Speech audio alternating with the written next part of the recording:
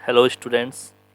आज हम अपनी कक्षा 9th की हिंदी की वर्कशीट में रसखान जी के द्वारा रचित सवैये हम पढ़ रहे थे और पूर्व में हम इसमें 3 सवैये कंप्लीट कर चुके हैं। ये अपना चौथा नंबर का जो सवैया है इसके बारे में हम पढ़ेंगे। देखिए, हम पहले भी इस बारे में जान चुके हैं कि कृष्ण भक्त कवि रसखान की अनुरक्ति यानी जो प्रेम था वो ना केवल कृष्ण के प्रति प्रकट हुआ है बल्कि कृष्ण भूमि के प्रति भी उनका अनन्य अनुराग व्यक्त हुआ है। यानी कि वो हर रूप में अपने भगवान श्री कृष्ण आराध्य देव श्री कृष्ण के प्रति सामीप्य चाहते थे।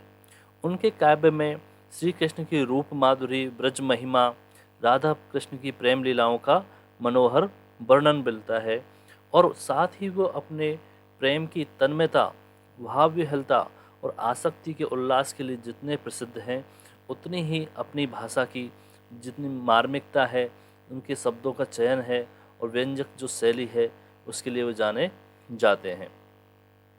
इन पदों में हमें रसखान जी का जो ब्रजभाषा का अत्यंत सरस और मनोरम प्रयोग देखने को मिलता है। यानी फालतू का जैसे बहुत से कई कवि ऐसा करते हैं कि शब्दों को बड़ा चढ़ा के शब्दार्थ इतने बड़ा चढ़ा के लिख देते हैं जो अतिशयोक्ति लगती है, लेकिन यहाँ उन्होंने चुने हुए शब्दों का अपने पदों में प्रयोग किया है। देखिए, हम पहले और दूसरे सवैये में हम जान चुके हैं कि उसमें कृष्ण और कृष्ण भूमि के प्रति कवि का जो समर्पण भाव है वो व्यक्त हुआ है और तीसरे छंद में कृष्ण के रूप सौंदर्य के प्रति गोपियाँ उन पर कैसे मुग्ध हो जाती हैं उसका चित्रण है और साथ ही जिसमें वे स्वयं कृष्ण का रूप धारण कर लेना चाहती हैं। अब हम पढ़ेंगे चौथे इस पद के बारे में और इन चौथे पद में किस तरह से गोपियाँ अपने आराध्य श्री कृष्ण के प्रति अनुराग दिखा रही हैं, है ना, वो हम सब जानेंगे। इस चौथे छंद में श्री कृष्ण की मुरली की धुन और उनकी मुस्कान के अचूक प्रभाव और गोपियों की व्यवस्था का वर्णन बताया गया है। तो आइए शुरू करते हैं। आज हम थोड़ा सा इसको बड़ा कर लेते हैं, ये यहाँ से।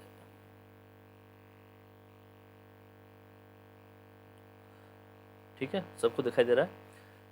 कानन दे अंगुरी रही वो जब ही मुरली मुनि धुनि मंद बजहिए, मोहन तानन सो रसी खानी अटा चढ़ी गोधन गहिए तो गहिए। टेरी कहो सिगरे ब्रज लोगनी काली कोहु कितनो समझिए, माई रिवा मुख की मुस्कानी सम्हारी न जहिए न जहिए न जहिए। देखिए, यहाँ पर गोपियाँ अपने आराध्य श्री कृष्ण के प्रति इतना अनुराग प्रदर्शित कर रही हैं कि वो इसके लिए समाज के लोगों के द्वारा जो ताने उनको मिलते थे उनका भी उनकी कोई परवाह नहीं कर रही हैं। ठीक है, अब वो क्या कह रही हैं कि ये देखिए, हमें इस पदों में पढ़ते हैं कि कानन दे उंगली रहे वो, कि हम अपने कानों में उंगली दे करके रहेंगी और अपने दिल और दिमाग से किसी तरह से हम श्री कृष्ण को बाहर नहीं निकालेंगे। जब ही मुरली धुनि मंद बजी है, और वो अब यहाँ पे उनके मन में क्या थोड़ा सा श्री कृष्ण के प्रति रोष भी है ना, थोड़ा सा नकली तरह का गुस्सा भी प्रकट कर रही हैं। तो कह रही हैं कि जब भी श्री कृष्ण अपनी मुरली की मंद धुनि को बजाएंगे तो वो अपने कानों में उंगली दे करके रहेंगी। मोहन तानन सो रसी खानी अटा चढ़ी गोदन गई है तो गई हैं। और साथ ही वे कह रही हैं कि वे सभी अपने मोहन की मुरली की तान को सुन के और अपने मकानों की अटारियों पर चढ़ जाएंगी, लेकिन चाहे वो कितना भी मुरली को सुनाने की कोशिश करें, कितना भी गीत क्यों न गाएं, वो उसे जब तक नहीं सुनेंगी तब तक उन पर कोई असर नहीं होगा। लेकिन अगर गलती से भी मुरली की मधुर ध्वनि उनके कानों में चली गई, है ना, तो फिर हम अपने बस में भी नहीं रह पाएंगी। इस तरह के उनके मन के मनोभाव वो प्रकट कर रहे हैं। टेरी कहो सिगरे ब्रज लोगनी, और वो कह रही हैं कि टेरी यानी जोर से आवाज़ दे करके, अगर सिगरे यानी सारे, ब्रज लोगनी ब्रज के लोग, काली को कितनों समझे, चाहे हमें कोई कितना भी समझा ले, लेकिन हम उनकी बातों में आने वाले नहीं हैं। और साथ ही कह रही हैं कि माई रिवा मुख की मुस्कानी, माई रिवा मुखी की माई रिवा मुख की मुस्कानी, समारी न जहियन जहियन जहिए।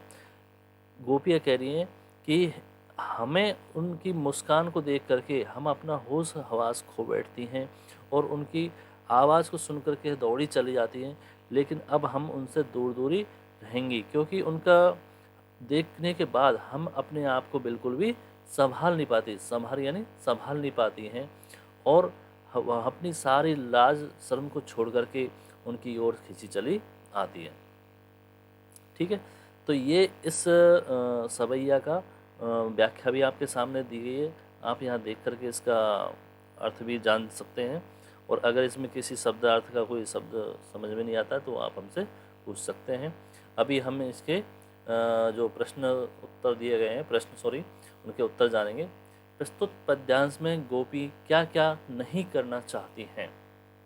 देखिए, अभी हमने शुरू में ही पढ़ लिया था कि वो अपने दिलो दिमाग से उनको निकाल नहीं पा रही हैं, इसलिए वो उनकी मधुर ध्वनि को अपने कानों से नहीं सुनेंगी।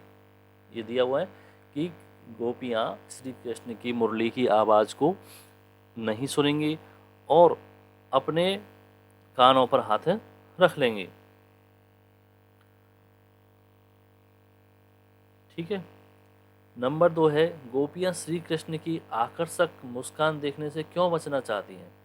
क्योंकि वो जानती हैं कि उनकी आकर्षक मुस्कान इतनी प्यारी लगती है कि कोई उसे देखकर भी और कोई भी उनके बस में आ जाएगा और कोई इसके मतलब दूर नहीं जा सकता है। इस वजह से वो उस मुस्कान को देखने से बचना चाहती हैं। प्रस्तुत पंक्तियों का भाव स्पष्ट कीजिए। माई रे वा मुख की मुस्कानी, समाहरी न जयन जयन जयन। इसमें पंक्तियों का भाव ये है कि गोपियाँ कह रही हैं कि हे माँ, अपनी मतलब और सखियों को संबोधित करते हुए कह रही हैं, हे सखियाँ, उस मुख की मुस्कानी, किसके मुख की मुस्कानी, उस कन्हैया के मुख की मुस्कान को देख करके हम अपने आप को संभाल नहीं पाती हैं, और संभाल नहीं पाती हैं यानी अपना होश हवास यानी सारी लाज शर्म छोड़ करके होश हवास खो बैठती हैं। अगला अंतिम प्रश्न है, जिस पंक्ति में कवि रसखान जी का नाम आया है उस पंक्ति को लिखिए।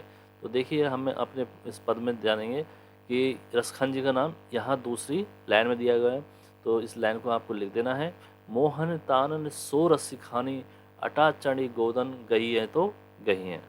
ठीक है, अब नीचे कुछ शब्द दिए गए हैं, शब्दांश। ठीक है, उनके अर्थ हमें अपने आप को लिखने हैं।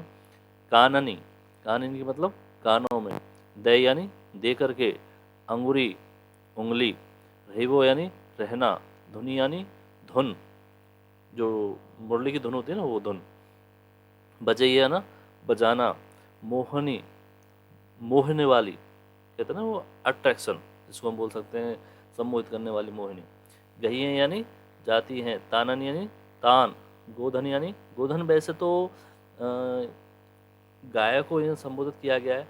ठीक है, टेर यानी एक लंबी टेर धुन आवाज़ जिसको हम बोल सकते हैं, सिगरे यानी सारे, काल यानी कोई भी, बा यानी वाया, यहाँ पर वा यानी उसके लिए, ये श्री कृष्ण के लिए प्रयुक्त हुआ है वा शब्द। समझिए समझाए, मायरी यानी सखियों के लिए संबोधित है, संभारी यानी संभालना, न जाइए यानी नहीं जाएंगी।